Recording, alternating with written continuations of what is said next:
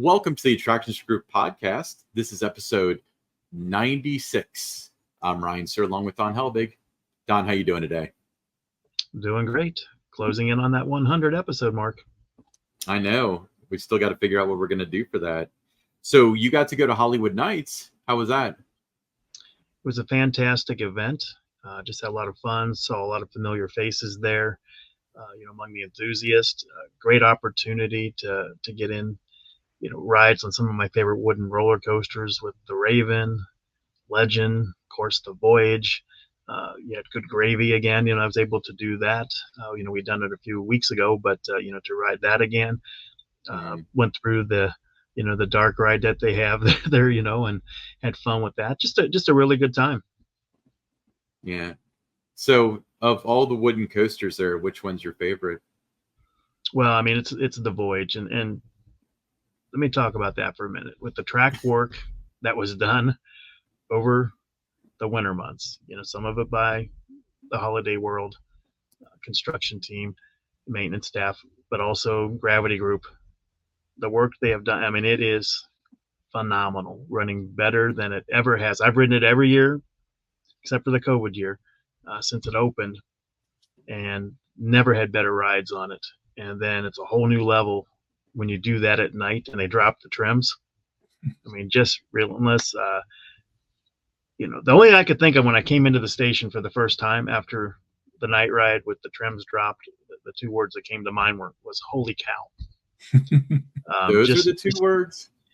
Just amazing. Couldn't get enough. It's one of those things you couldn't get enough of it, and already looking forward to my next visit to Holiday World. Those are just fantastic rides, and just the track work that they did over the off season. It I could ride it. I'd ride it a couple times, but it was a little too intense for the average park guest. But I think now, I mean, it's still relentless, and just roars through the course, and everybody that was riding it during that event, they were all raving about it, and just like me, nobody could get enough. I get what you did there, raving about it. But you said your favorite ride there is the Voyage, and that's totally not because we have Mike Graham from Gravity Group on the show today. Welcome, Mike. Well, thanks. Yeah, well, I would say he's probably just a little biased because I'm here, and he has to kind of say that. But he did kind of like start looking over when he said my favorite ride is red. No, it's Voyage. you can go back and you can look at the social media post I made while I was there for that event. I mean, I was just glowing about the Voyage. I mean, fantastic ride, and it deserves. If it's not the best wooden roller coaster out there, I mean, show me another one.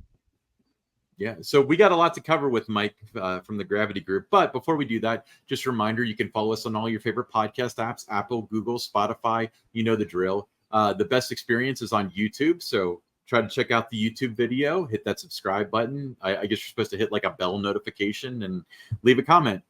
Cool. All right. Well, Michael, to start, could you tell us a little bit about, what you do at the Gravity Group? Yeah, what I do at the Gravity Group, I do a lot of things. There's three of us owners, Chad, Corey, and myself. Recently, we finally were able to help Larry retire, so he's no longer part of the group of four. So the three owners kind of spread our experience and our influence a few different ways. Corey and Chad are a little bit more on the project management, sales, design, ride design side of things. I'm more on the internal development as well as production side of things. So, on a day-to-day basis, I might be helping get some designs through, get some drawings made, work out some details on our production team as far as getting them information they need to, say, make track or other parts, assemblies. So I'm pretty heavily involved with the day-to-day, shop environment, just as kind of an overviewer, I guess you could say. So I've got a huge team, or we have a huge team, I should say. We have about 25 people at our facility. And probably about 10 of those or so are in our shop, making stuff physically. Then we have about 15 up front handling engineering, admin, HR, you name it. So purchasing. So yeah, I handle kind of the R&D and the shop. What I really love to do is the coming up with new ideas. Plenty of the innovations that we've come up with as a company have been, often on my shoulders a decent amount. So that's been good for me. That's kind of how my brain lives and works, is things that are new. So that's kind of where we're at. We're actually in the midst of a move. We're actually moving our company right now. And so I'm heavily involved with trying to figure out exactly how we're going to get the new shop set up, improvements on the way we do things, both physically as well as digitally. So a lot of that kind of stuff is under my, I guess, domain or responsibility, whichever way you look at it. So yeah, that's, I guess, a short answer. I don't know if I even answered the question, but I think I did. Absolutely. So Mike, I'm sure that if it's the layperson that's not involved in the coaster community or whatever, they probably figured out you manufacture wooden roller coasters. But can you go into a little bit more detail as to what's different about Gravity Group versus the predisposed condition, as to what a roller coaster manufacturer does? Like, how is your product different from a typical wooden coaster? Yeah, so traditional wooden roller coasters have been, I guess you could say, traditional. So over the last, hundreds of years, things have changed, but not a ton. If you look at coasters that were built, say, 40 to 70 years ago, they haven't changed too much until we started doing some of the stuff that we've done. Yeah, there's other innovations that other companies have done as well, but putting in traditional track the horizontal way. I've got a little demonstration piece I just happen to have, so we'll have this here for you. So traditionally, there's two rails, and these boards are laid horizontally, and they go up and down. You bend the boards to get that shape of the curve that you love to feel the airtime and the valleys.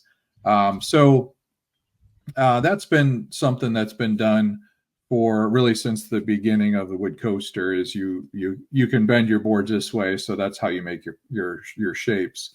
And then in the curves, back in the day, they used to set their boards like this and then bend their curves this way instead of cutting them with the saw. So when the advent of the circular saw came up in the 70s and 80s, they started cutting all their horizontal plies with the circular saw. And that was, pretty helpful, where you could have a nice, piece of wood here and just kind of cut the shape of it. So then more recently in 2019, we debuted the first section of the combination of cut track and vertical track, as well as cut track and horizontal track, that was not cut with the circular saw, but actually cut with a computer controlled machine. So instead of some guy on the site in, freezing weather making a cut along this wood here, we actually take this board and we throw it on a machine, and basically it cuts out the shape.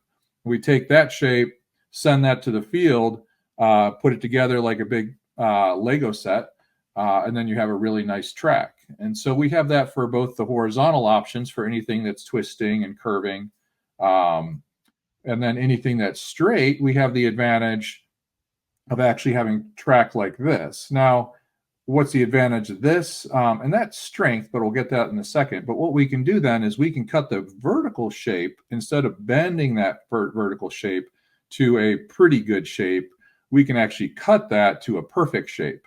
And so we call this whole system the engineer pre-cut track.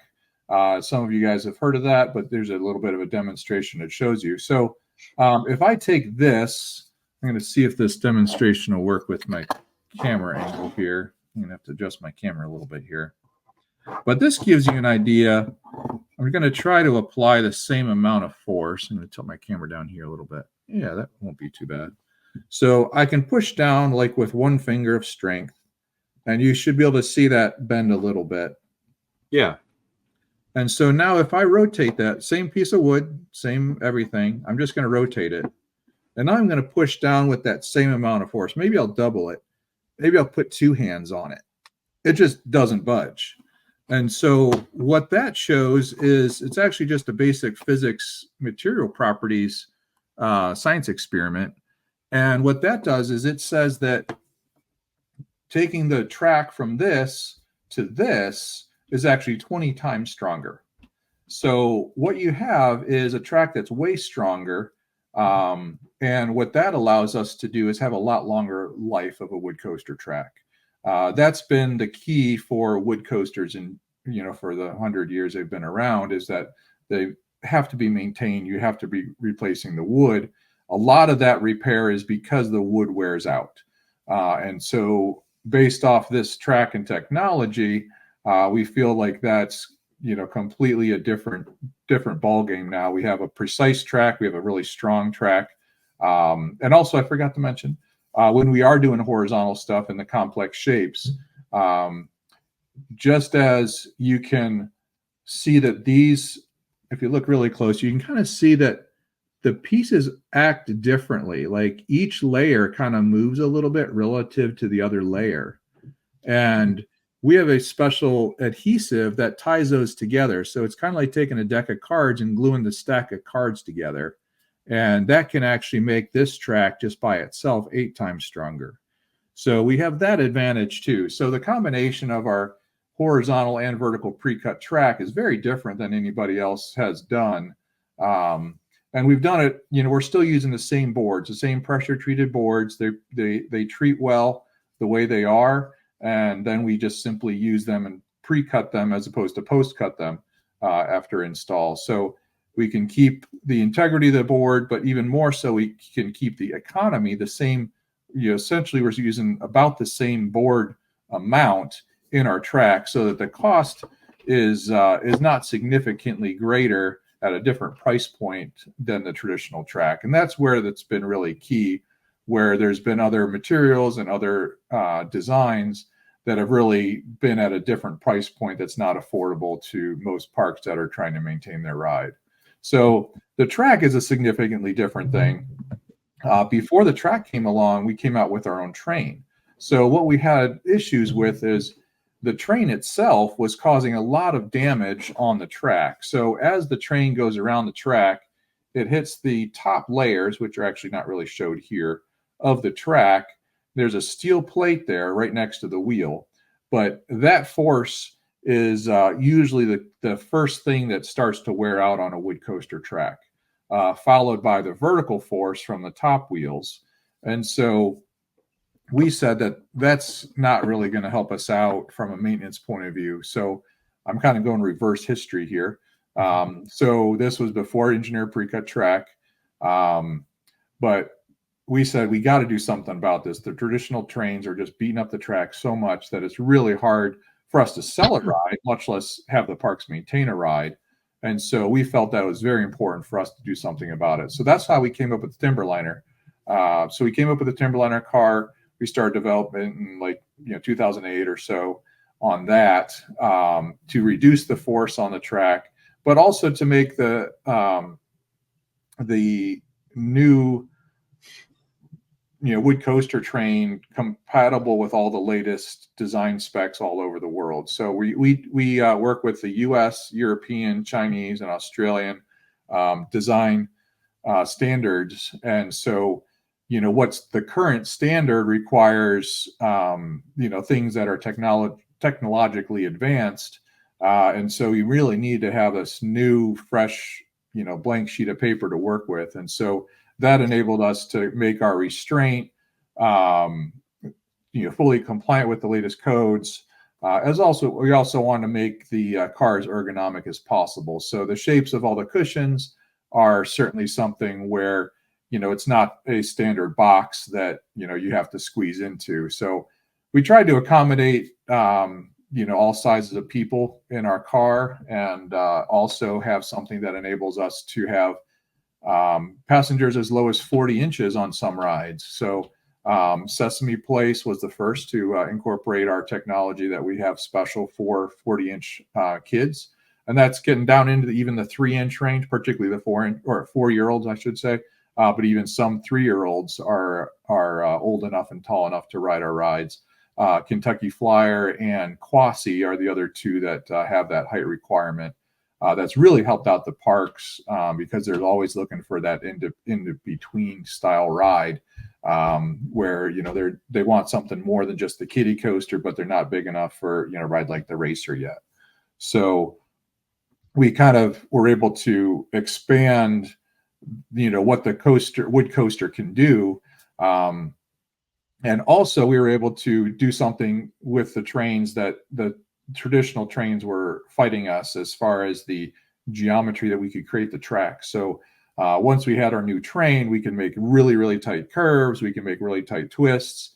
And the other thing that we really wanted to make sure of is we wanted to have a canvas, some type of 3D canvas for train identification and to create that landmark train. So when you see a photo of a Timberliner train, you know exactly what ride it's for, even if there's no logo or anything else on there, because there's probably some type of really cool sculpt. So we wanted to have an open canvas for that. So we have trains, planes, automobiles, characters, you name it. We've got all kinds of different things on there. Plenty of animals too, as we'll talk about the Bobcat shortly. So as we've started the Gravity Group, we've always been about innovation. We did some structural and other types of innovations up front. Then we jumped into the train. Now we're into the track, and who knows what's coming next? Can't tell you. But I've heard that's my job. Is right. World. Yeah. All right. Well, let's dive into the new Bobcat roller coaster at Six Flags Great Escape. Can you kind of walk us through the process of building this ride, going from the concept to the completion? Yeah, it was really great working with the park. There's a few different people that had their influence on the ride, both at the corporate level as well as at the park level. Their clientele is very family, so having something that is in tune with the other family rides that we've done really latched on pretty quickly, or as I say, they really latched on quickly to that.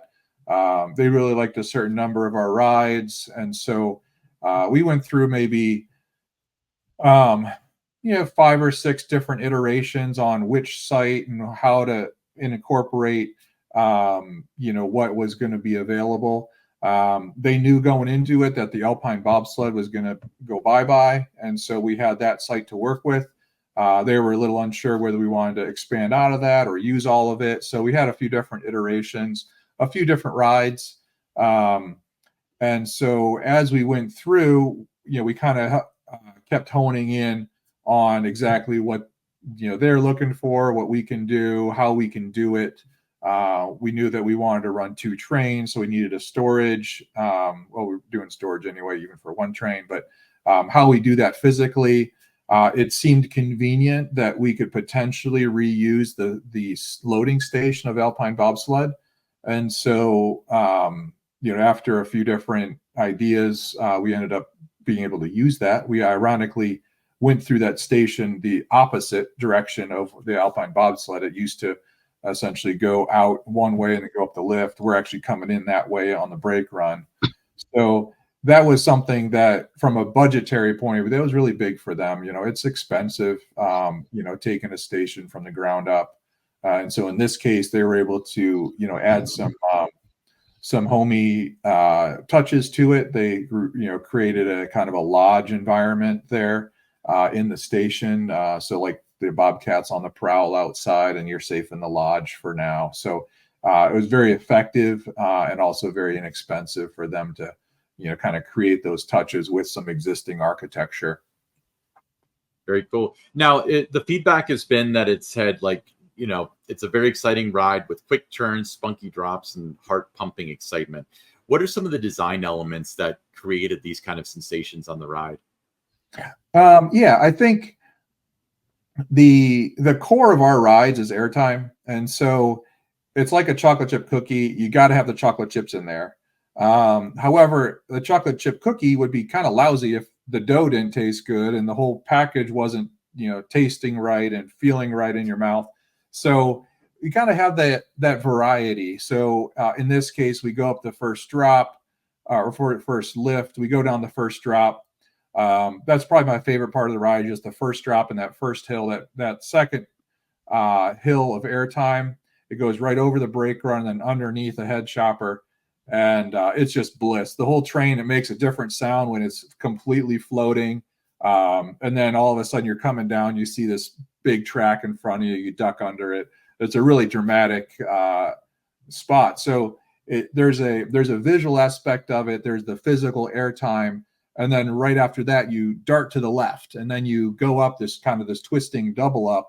And so it definitely keeps you guessing. So in some regards, I think the like even everybody there at the park, they're like, when we came up with the name Bobcat, it was perfect. The instant that somebody first thought of it, it was like, it's a small, spunky, feisty kind of animal that surprises you, keeps you guessing.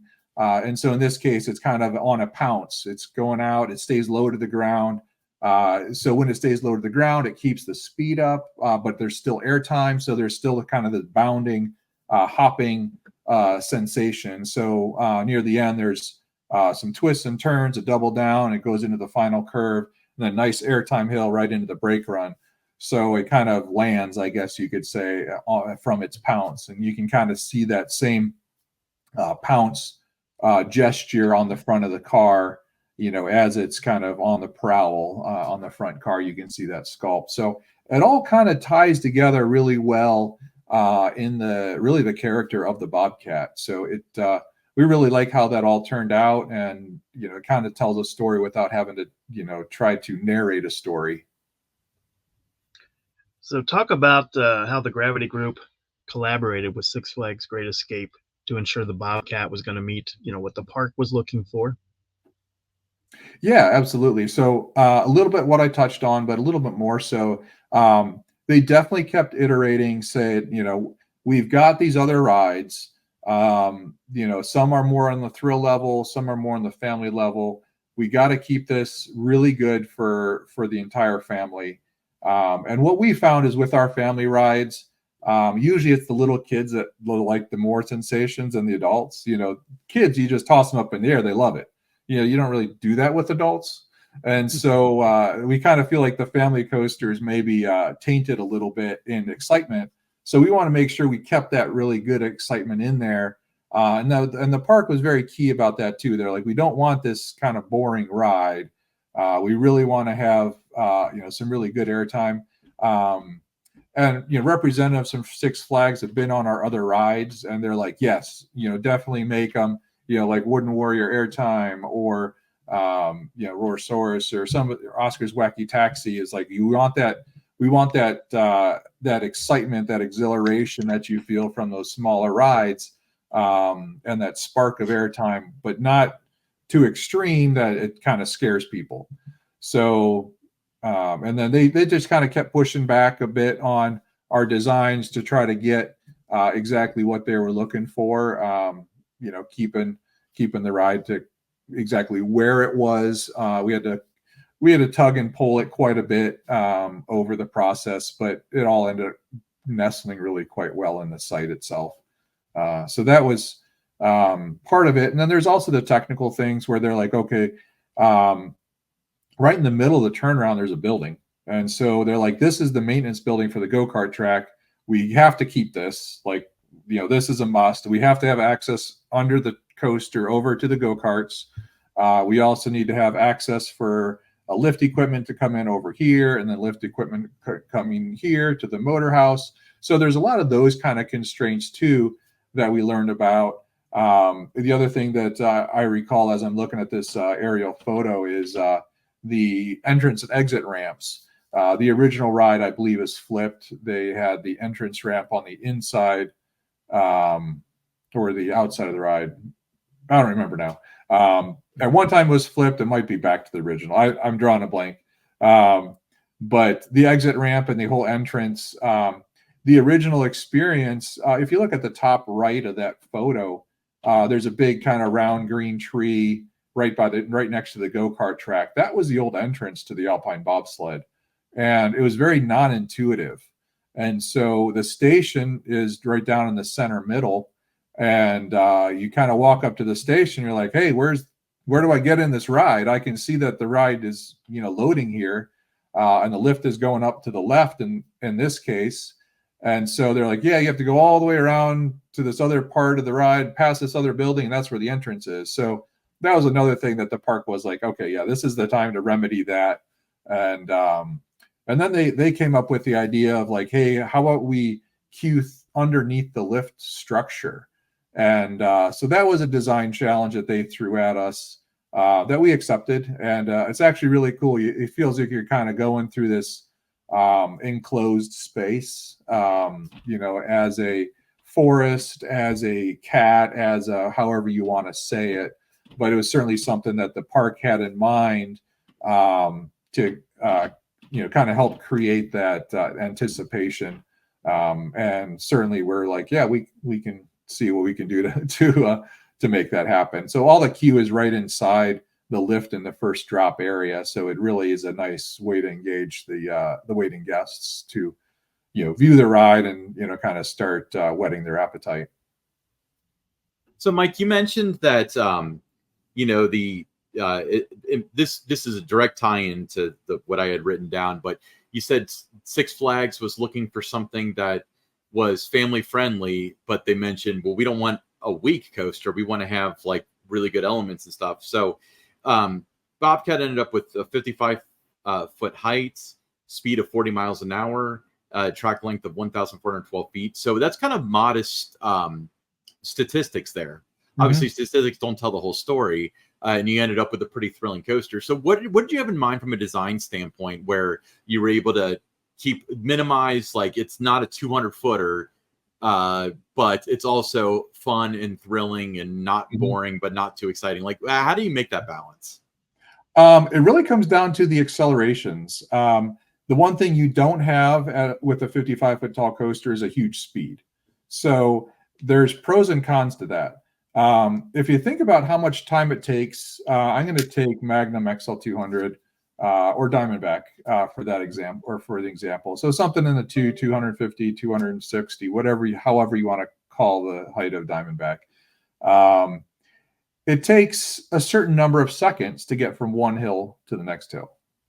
And so there's a bit of a lag, even more so on something that's 300 footer. It takes a long time to drop down the hill and up to the next hill. So as you get shorter, you can have the time between elements a lot faster. And so you can have a decent, faster paced ride on a shorter ride, as long as it doesn't feel too slow just from a straight speed point of view. So there's a bit of a perceived speed that I guess we would say is built into the ride. And that's just simply because the accelerations that you feel still feel like big boy accelerations. You feel the positive G's, you feel the air time, you feel the lateral G's. And so those accelerations are what you feel. So it's not like your brain saying, hey, this is a small ride, there's no forces on there. There's still forces. Those accelerations are a function of the speed and the radius. So if we decrease the speed, we can also decrease the radius and come up with those same accelerations. And so that's what we always do to make sure it's an exciting ride, as well as it delivers the forces that we're looking for. Because the forces are what are the lasting impressions. Sometimes the speed is. I think the speed is something where you remember the speed at Orion's first drop or Millennium Force's first valley. Or you might remember the speed in a negative way, say on Adventure Express. There might be a spot on there that's like, the second lift, of course, you drop onto the brake run and you're like, wow, that was like no speed whatsoever. And I'm a little upset. So we got to make sure we don't take that speed down to zero. But really the forces are what create that memory. So we kind of have the little science of fun, in our toolbox to make sure that their ride isn't lame. And that's kind of our signature. Yeah. So Mike, the Bobcat is designed with 9 different airtime moments. So can you tell us more about how these airtime moments were incorporated and why you feel that they're important for the ride experience. Yeah, absolutely. One of the things we try to do is we try to have every hill to be different. It doesn't always happen that way, but very often you'll have a situation where if there's a series of a big, say it's a big straight line, and we have hill after hill after hill, it all kind of feels the same. So, say an old John Miller ride, or some other rides like that. And so in this case, each chocolate chip, as I like to say, on the airtime has a little bit different flavor. The first drop airtime is a really steep drop. It's 50 some degrees. I don't remember exactly the number. And it's a really great yank in that back seat. The front seat's a beautiful view, a little touch of airtime, I think, in the front. And so you have this, as you're going around the turn at the top, there's that anticipation. You line up and you see all of Bobcat laid out in front of you. And it's a beautiful visual, and you're going down the first drop. And so even though it's 55 degrees, you're out of your seat. It's a wonderful, wonderful spot of airtime. The second one I mentioned is just wonderful. The whole train is just up on its upstop wheels, flying over the hill, ducking under the next curve. So that's, airtime number 2 is very different than airtime number 1. Airtime number 3 is actually going up a hill. It's part of a double up. And so you're actually kind of twisting sideways. And then you land. So it's just kind of this little kind of almost a stutter in a good way. And then you bank up the other way on the second part of the hill. And at that point, you have a pretty good elevation. So as you're going through the second hill, you're in air, you're also twisting. And then as you go into the turnaround, you're twisting back the other way, and you land really nicely into a right-hand curve. So those two airtime spots, again, are a little bit different surprise to the passenger, followed by a real low-speed curve connected to another low-speed curve just by a real low, straight, kind of twisted a little bit airtime just to make that transition nice and smooth. So, as you're there, you're like, wow, there's a lot of stuff going on here. There's twists, there's turns, there's airtime spots. I can't quite even remember what I just went through. And then you go over basically a curving right to curving left. It's really natural when you're curving one way to curving the other way to put a real nice airtime hill in there.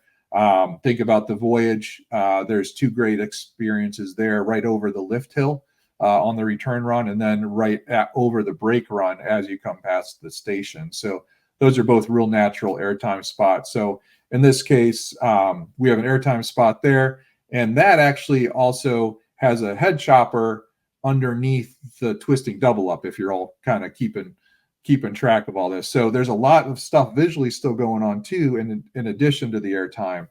You have a left turn there, you climb, and then you have a real straight section, and it's a long section. Usually a long section is a tricky section to work with. And this goes back to John Miller and Marcus Thompson and Herb Schmeck. If you have a long area and it wants to be one hill, you often will change that into a double up or a double down. Usually if you just stretch out that hill, it just delivers not at all. And so you really need to kind of let the dynamics massage what you need to do. We also had a track to go over, so that valley after the second hill, we're down and our track is going over that hill. And so it's kind of awkward that right in the middle of that straight is where we have to be high. So it's a design challenge. So our start is over here, our end is over here, but we need to be high in the middle. So what we ended up doing is we came up high, we did a bit of a double down, and then into the right-hand curve. So it actually reminds me a little bit of the Hades pre-lift, but it's a lot faster, a lot more agile taken as well. And so it dips down into that last curve, and you feel the acceleration in that last curve because it's really low to the ground. You get a little extra speed, and then you really pop up into this, kind of this finale hill right before the brakes. And again, you have another head chopper.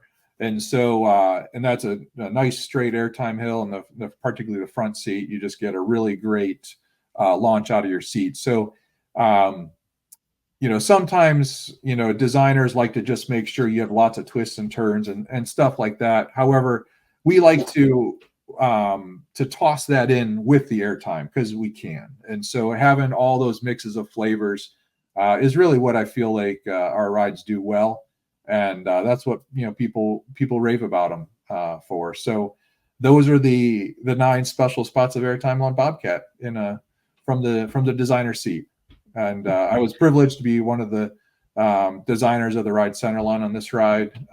Chad, Corey, and myself all had a hand in it. So usually that's not my world, as I kind of mentioned earlier, but I was able to help out on this. So that was kind of special too, being able to leave a little bit of my mark on that. Mike, this is your first. This is the first Gravity Group coaster to go to a Six Flags park, correct? That is correct. All right. So where do you think this fits into the general Six Flags lineup with this new relationship? They definitely were pushing. They're like, we need family rides in our parks. I think that's kind of one of the trends that the new Six Flags leadership has been pushing towards. And so their staff was like, okay, who's making the excellent family rides out there? And so they asked us early on. They kept asking us like, hey, can you still make it by Memorial Day of 2024? And we're like, yeah, we still can. We got to get a lot of this stuff moving. And so, they really, we've been talking with Six Flags for, a decade or more. And so it's just kind of finally time to be like, okay, they're looking for a family ride. We can deliver, here's the park that they want to put it in. They're taking out this ride. So they really need to put in something that's major, but also family friendly. And so, as you're looking at a major family friendly installation, coupled with the fact that the Adirondacks is about nature and warmth and just kind of the tactile textures of nature. The wood coaster certainly comes up to the top of the attraction options when you're kind of putting all those together, very natural in the natural landscape. So they settled on Great Escape for this ride, and really, I think everybody's really happy with it. Yeah, Mike, when it was first announced, one of the things that caught my attention was the 42-inch height requirement that made it accessible for younger riders. Mm-hmm. You talked about them wanting to have, more family rides and that. So how important was that in the design process, to make the ride appeal to families? Yeah, in fact, I mentioned we could even go down to 40-inch. And they said that wasn't as important, but they said the 42 was extremely important. They knew they would have some 40-inch or 42-inch height guests at the park. And we saw them, as the ride opened, plenty of people were just over that 42-inch height requirement. I had a great observation. There was a girl there, and she was with her dad. And she really didn't want to ride, but she knew she kind of needed to. And she was tearing up a little bit beforehand from fear. And she came back to the station, and she was okay. And then after she rode it again, she was thrilled about, she was able to just keep riding it. So that kind of reminded me, it's like, yeah, this is a really typical clientele for them. This is not the the city families or city teenagers or you're bringing in a whole crowd of people from wherever. This is kind of a somewhat rural clientele that is just about families and the young families, and they just want to have a relaxing time. They're not about going to Six Flags Great Adventure for their biggest thrills or Cedar Point. They just want to have some family thrills and just have a really fun day at the park. So the family was definitely important, and seeing some of those younger guests there those first couple days was definitely is like, yeah, this is, they're not, making that up. This is for real. This is exactly their clientele. Very cool. So, Mike, you a little while ago you mentioned you guys have your own custom trains, the Timberliner trains. Just for those who don't know, can you just high level explain to us what the benefit is for both the park as well as the rider experience for the Timberliner trains versus the competition? Yeah, absolutely. So the Timberliner trains, from a rider point of view and from a guest point of view, and from a park point of view, is number one, the park will see a significant decrease in expected maintenance of the track. Their park, corporate, they're not going to be paying for huge amounts of track work. Their maintenance crew are not going to be tied up doing track work. Working their way to operations. What's really great about the Timberliner is from the ground up, we designed it so that it'd be completely code compliant. I referred a little bit to the code, but I didn't really tell you about it too much. We're able to check all the boxes on the code compliance without a seatbelt. And so the seatbelt is something where there's a lot of gray as far as how a seatbelt is defined from a technical point of view. But what we see it as a very big time delay in loading. And so the operations and the guests are going to have a lot faster ride experience from a weight point of view, and also an increase from a capacity point of view. So the operations will just be a lot happier about not having to fight the seatbelts, getting the seatbelt stuck, sitting it underneath somebody, and then they realize that their bar's down already. So that whole shenanigans is a no-go on our Timberliner train. And then also I touched a little bit on the design of the restraints. We find that typically we have the very young guests are held in very securely. When we were doing our design checks on physical kids, we basically kind of tempted them with either a piece of candy or money or something like that to try to get out of our restraints. And I don't know, it's a little evil, but it's a part of our job. So it was entertaining and also very successful.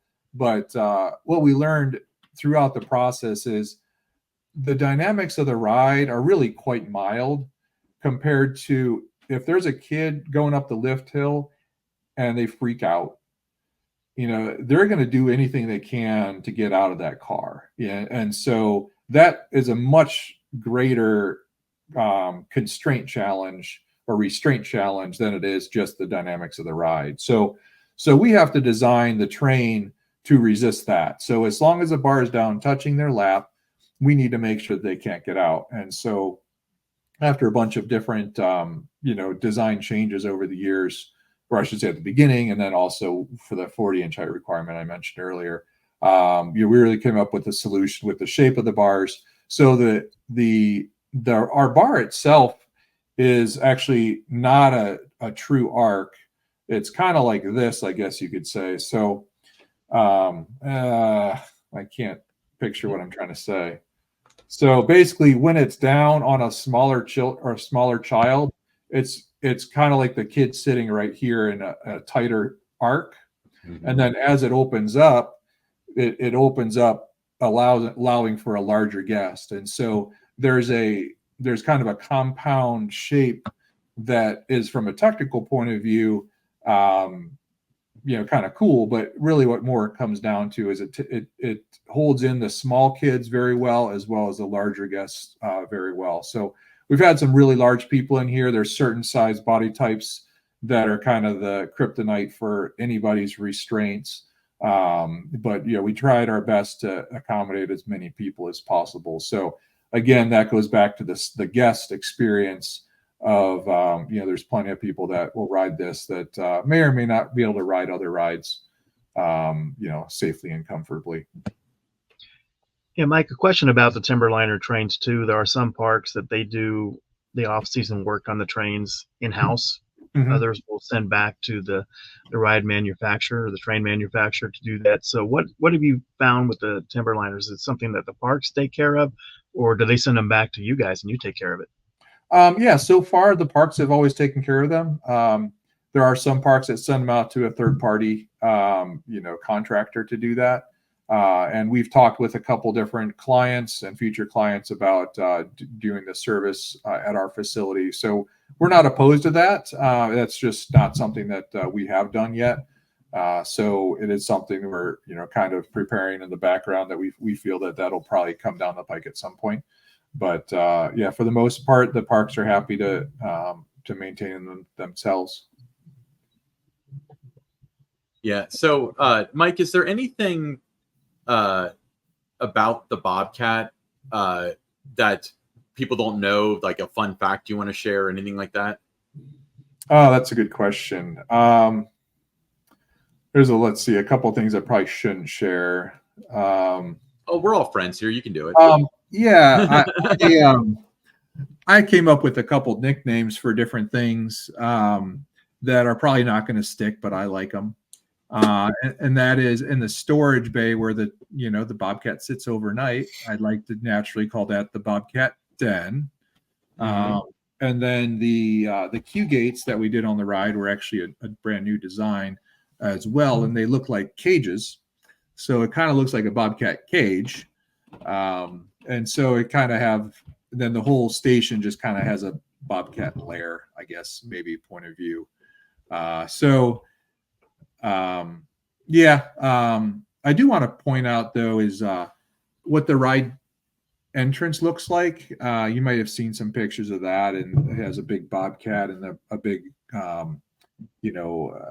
sculpt that you walk under. There's a pool to the left with the waterfalls. There's a couple Bobcat sculpts up on this little ledge, and as you walk in, there's another waterfall. So it's a really cool entrance right before you get to the queue that I mentioned, where you actually walk under the structure. But it kind of sets the tone for this outdoorsy Adirondack, kind of feel for the ride. And so I give props to the park for coming up with those ideas, and also Six Flags corporate design.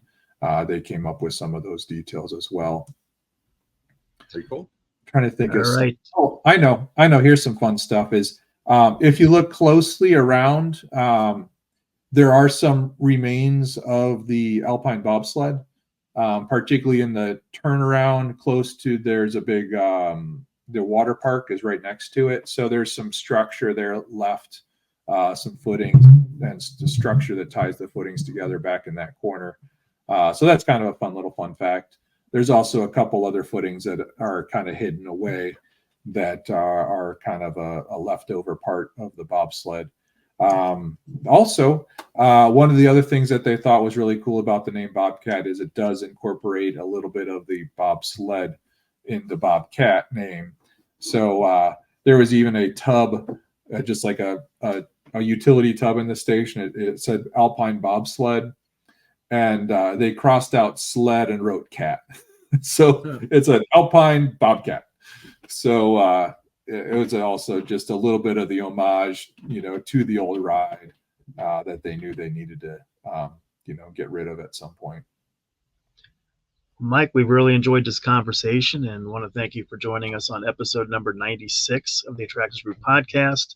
It's been great learning about the Bobcat, the way the Gravity Group, worked on this ride and the things that they do. So, I can't wait to ride it.